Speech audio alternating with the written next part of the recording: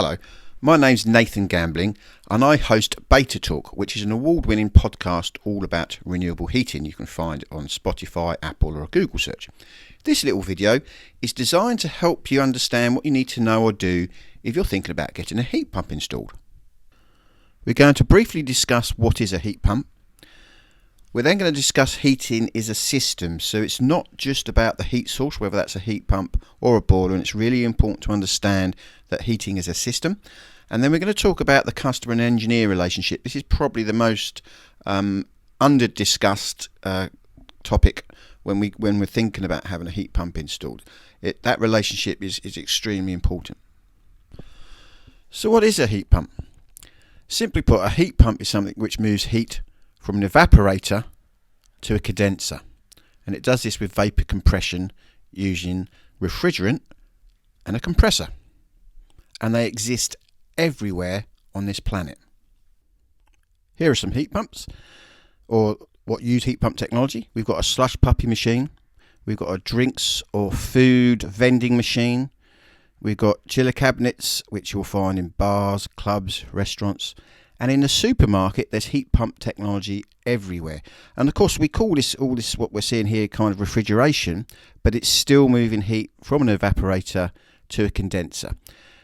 In the supermarkets everywhere, in the food cabinets, on the metal shelving, but also if you look up what we think of as air conditioning, which cools us in summer, it also heats us in the winter.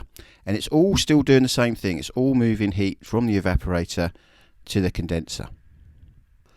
So these things we see in the ceiling are literally everywhere. They're in offices, they're in cinemas, retail centres, shops, bars, clubs, and like I said, they cool us in the summer and they also heat us in the winter. And these are air to air systems. So we call them air to air because they're getting their heat energy from the air outside and then delivering that heat energy through air, so they're blowing it into the room. Now if they're in cooling mode, they're getting their heat energy from inside, so all our body heat inside the office or whatever, and then so this thing becomes the evaporator taking that heat in, and then it chucks it outside with the condenser that's outside. When it's in heating mode in the winter, the bit outside becomes the evaporator taking in heat energy from the air, and then it chucks that energy into the room, in your office or in the supermarket, with that thing up in the ceiling, which has now become the condenser that chucks the heat out. So they literally are heating millions of people every day in the winter outside of our homes. But these are air-to-air systems, and it's important to remember with air-to-air, it's the manufacturer makes everything. They make all the components. So it's kind of a fit and forget system. It's not it's as simple as that. And there's some very, very good F-gas registered engineers out there that put this stuff in. And you can actually have it in your home as well if you want. But when we tend to talk about heat pump systems in a home, we're tending to talk about where the manufacturer only makes the thing that takes the energy in and then gives it to the system that's inside your home, and it's the engineer that will design that system. So this is quite an important distinction. Air to air, the manufacturer makes everything, the controls, the thing that's delivering the heat inside the room or cooling you inside the room, and it makes the bits outside. But with an air to water system, which is mainly what we're going to be putting into domestic, it's the manufacturer's only making the bit outside, the heat source, and it's got the evaporator and condenser inside that unit outside, and that condenser transfers its heat into some water, and then that water goes through some pipes into your home, and then it's going into the system. And it's that system that's very important to design, and your engineer designs and fits that. So that's quite an interesting distinction between air to air and air to water. They're both air source heat pumps, but one's air to air, one's air to water. Now, it's really important we think of heating as a system and not just an efficient heat source, whether that's a new condensing boiler or a heat pump. Heating is a system. And then an analogy I use to help people understand this is Usain Bolt. Usain Bolt is the fastest person on the planet. To be the fastest person on the planet, Usain will have a very, very efficient heart to be able to pump all that oxygenated blood around his body. Now, if you were to transplant this really super duper efficient heart into my body, I can assure you I wouldn't be able to run any faster. and that's because of my system. Unfortunately, I'm a bit overweight. My system wouldn't allow for it. And we really have to think about heating as systems rather than heat sources. And unfortunately, our boiler industry became so successful in this country. We were the leading gas boiler industry in the world up until 2016. And we kind of made it all about the heat source and the efficient heat sources, efficient boilers. And we're probably going to see this a little bit with heat pumps as well. It's not all about the heat source. Heating is a system. If you don't get that system right, you won't get your really good performing heat pump systems. And getting a good system is going to be all down to the engineer. So another analogy that people have found quite helpful is if you wanted a really good family portrait painted of your family, what you wouldn't do is research what's the best paint to have a really fantastic painting. What you'd want is a really good artist. And it's exactly the same with heating. You want a really good heating engineer. Again, it's not about that heat pump so much. So there are customers at the moment that have contacted me. What's the best heat pump, Nathan? They listen to the podcast, they get hold of me. What's the best heat pump? And I say it's not really about that. It's about who's going to be putting it in. Just the same as if you wanted that really, really fantastic painting, it's not going to be what paint you use, it's the artist. So what is a good system? Well, in order to design a good system, the engineer needs to find out how much heat that actual home needs. All our homes are different. The average home in the UK needs around 8,000 joules of heat per second when it's -3 outside. 8,000 joules per second is 8 kilowatts. So they're going to first of all work out what your home needs, and the traditional way of doing that is with a U value calculation. Now these aren't the greatest, it's the only sort of tool engineers have really had, but it's not the greatest way to work it out. They can be inaccurate. Now luckily for you, on this community we have the Build Test Solutions and the Hildebrand solution, which actually can measure heat loss. We deploy sensors into the home, and it works with your smart meter technology, and it can actually measure the heat and how quickly that heat is leaving the home certain outside temperatures. It's a more accurate way of understanding the heat loss of your home. And of course we need to understand how quickly the radiators can put that heat into the home. So here are your radiators here, and what the engineer will do, they'll look at the radiators, they'll size them up. Now a radiator outputs heat. If you've got high temperature in that radiator, it'll output heat or more power. But what we really want with a heat pump system, and actually a condensing boiler system, we want that temperature to be as low as possible. So we want to find the lowest possible temperature that radiator can be to be able to deliver the heat we need it to be able to deliver when it's the coldest temperatures outside. So on a heat pump system, it's weather compensated. That means the temperatures going to your radiators are always changing. If it's a mild day outside, you don't need such warm temperatures in your radiator. When we get down to things like -2, -3, the temperature flowing to your radiators will increase. That's called weather compensation. So that flow is constantly changing. The temperature of that flow constantly changes. All heating systems should really have that. So even the boiler, if you're getting a new boiler, for instance, ask your engineer to put in weather compensation. Now, some of your radiators may need to be changed, and some of your pipe work may need to be changed. Your primary pipe work, which is the important stuff, that's got to be able to deliver the right amount of energy in the right amount of time for the coldest days. So your engineer is going to be having a look at the system, what you've got, and making some decisions of how much or if you will need anything changed. So again, it's the system that's really important. The heat pump, you can size a heat pump to what the home needs, and there's all sorts of different sizes of heat pumps, so that's not a problem. But the thing that really, really matters is getting everything sized inside the pipework and the radiators so that they can deliver that heat on your coldest outside temperatures. So before we move on to talking about the engineer and customer relationship and how a customer can find a good engineer, I just want to stress this point about heat loss. So a good way to think of heat is actually is to think of speed. So the sun is what gives our planet most of its energy, light and heat. Now light is a constant speed, whereas heat, the speed of heat constantly changes, and it all depends on temperature difference. So here's a home, here's the same home, And this is just a mock-up because this actual home probably only has a heat loss of around 4 kilowatts at -3. But please excuse the maths. So let's look at it here. So the outside temperature is -3, and the inside temperature is 21. So when it's 21 inside and it's -3 outside, the heat leaving our home through the fabric, for instance, is going to be around 8,000 joules per second. That's for the average home. That's 8 kilowatts. Okay, so 8,000 joules per second is 8 kilowatts. Now, when it's 0 degrees outside, we've now got a less temperature difference between 21 and 0. It's a bit like if you imagine a seesaw and you put a ball on it and then you push down gently on the seesaw, the ball is always going to move from the higher position to a lower position. So same with heat. Heat always moves from hot to cold. If you push down on that seesaw even more, so that you've got a greater difference in height, the ball rolls quicker. It's the same with heat. If you've got a greater difference in temperature, heat will move quicker. So that kind of works inside. So if you've got a greater temperature inside your radiator, it's going to move into the home quicker. But remember, we don't want that. We want the lowest possible temperatures we can have for an efficient heating system.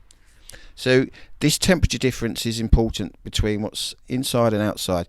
So here it's 5 degrees outside. The home would now only need 5,300 joules per second, which is 5.3 kilowatts. If it was 10 degrees outside, the home now the radiators only need to input 3,000 joules per second into the home, because that's what's being lost through the home. So a good system matches this, and that's why it's important to size or to work out the heat loss. That's one of the first things that engineer will do, is work out the heat loss, and that's what our community can do very accurately. And then obviously what you're going to be doing is sizing radiators to be able to deliver that power at the lowest possible temperatures. So what an engineer does, they will design usually for the coldest. I mean, the average day in winter in England, I think, is around 7, but the average coldest day is around -3. So we tend to design our systems to be able to deliver deliver heat at -3. But we want to be able to deliver that with the lowest possible flow temperatures in your rads. And that's sometimes going to mean upsize, not always, but it's going to be sometimes upsizing some of your rads, or maybe putting an extra radiator in, for instance. So let's have a recap. We've talked about what is a heat pump. So we explained that there's 2 different types of air source heat pumps. There's air to air and air to water. And of course there is ground source heat pumps. That takes the energy from the ground and delivers it to the water. We've talked about heating as a system. You need to think of heating as a system. It's not about an efficient heat source. It's about the whole system. And actually the home is a system as well. So when we come to things like working out how much heat that home needs. The customer and the engineer is the next thing I want to talk about. It's a very, very important aspect of this whole thing. It's very hard for customers to find a good engineer. It's got nothing to do with qualifications or experience. It's actually quite easy to get qualifications in the heating industry, and if you were to ask me, and many people do, we tend to train people to be qualified rather than training them to be competent. When it comes to experience, you could have been doing something wrong for 3 decades and not really know about it. So experience is sometimes a little bit not always a great measure to understand who a good heating engineer is.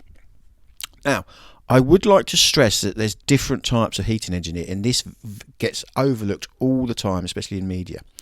So for many decades now, there's been some fantastic engineers out there who can get your boiler working. Let's use my dad as an example.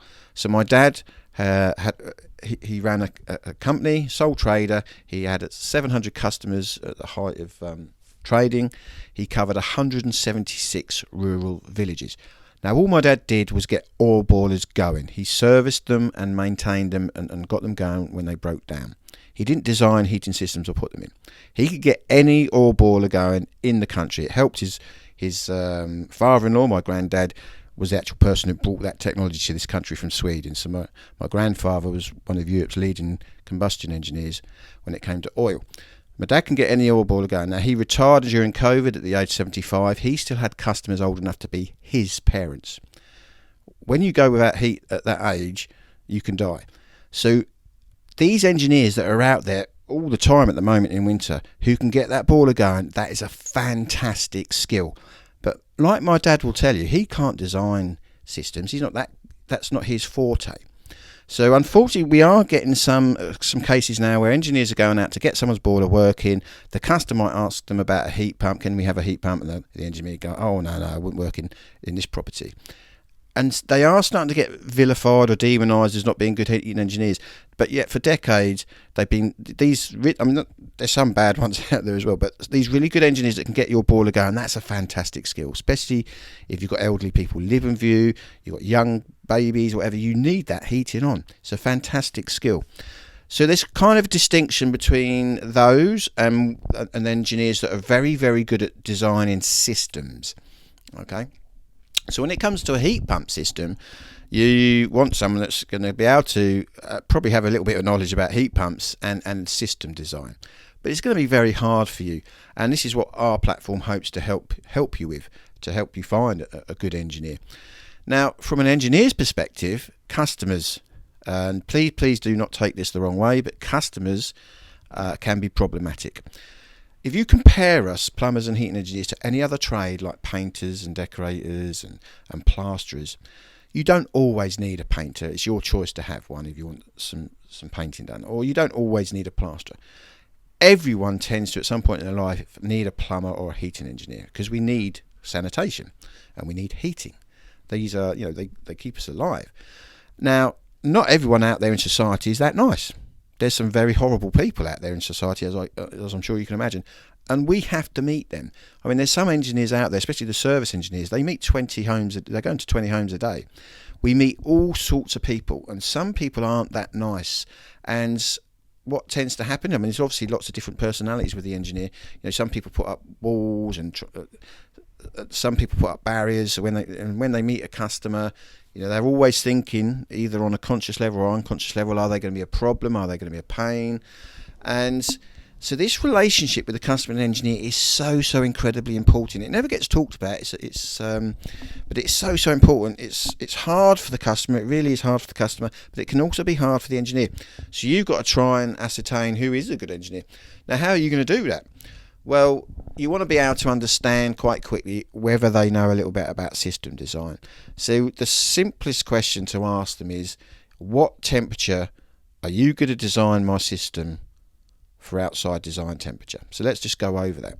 So as we've said before, to have a really good COP, coefficient of performance, and have a really well-performing heating system, you want your heating system to be able to deliver you the required heat in your home, but with the lowest possible flow temperatures going to them radiators. So if you asked your prospective engineer, what will you design the temperature of my heating system to be at? If they say, right, well, where you are in the country, your outside design temp is minus 2.8, for instance, and we are going to try and design you a system that only needs 45 degrees at them temps, you kind of know you're getting somewhere with a good engineer. If you're going to get someone that says, at that sort of temperature, you might need 60 flowing around your radiators, it's going to be questionable whether they're going to, they're that interested in designing you a good system. You want the lowest possible flow temps. So your engineers are going to be thinking about what radiators have you got, what pipework have you got, etc. Now, once you've gone and contacted an engineer and you've got an estimate, because they can't give you quotations all the time, because the amount of inquiries some of these engineers get is quite astronomical. So they can't go out and survey loads of people and spend lots of time surveying home and then not get that work. And that is happening because customers tend to get advised to have 3 quotations. Well, so many engineers are going out there, and if they go into this whole process of surveying the home, which takes time, and they don't then get the job, that becomes a bit of an issue. So you will usually find an engineer gives you an estimate first, and then if you choose to have them, they will come out and give you a quote, and then you'll start to work on things like contracts, what you need to do as a customer, what they need to do.